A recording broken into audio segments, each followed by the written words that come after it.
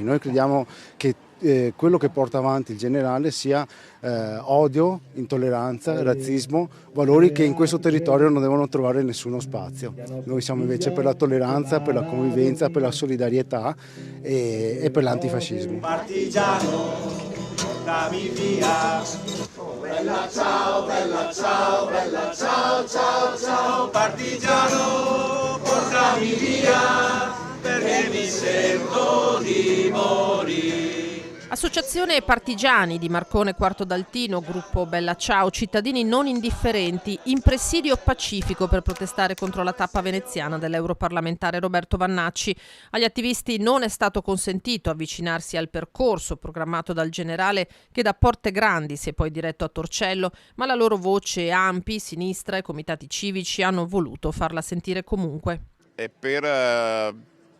per dire tutto il nostro dissenso rispetto ai contenuti che esprime appunto questo europarlamentare. È un personaggio che comunque anche il Ministero della Difesa ha sospeso, e perché il nostro messaggio è quello del rispetto per tutti, uomini, donne, bambini, colore della pelle, orientamento sessuale, non c'è nessuna differenza, o meglio, siamo differenti sì, e questo è il bello. Ma è comunque importante essere qui e la cosa positiva è che siamo tante realtà, non siamo assolutamente solo cittadini di Quarto d'Altino, ma ci sono tante realtà anche limitrofe, partiti, associazioni, da Treviso, da Venezia, da Mestre, Casale sul Sile, quindi veramente siamo riusciti a fare rete e questo per noi è importante perché dimostra cosa pensano veramente i cittadini.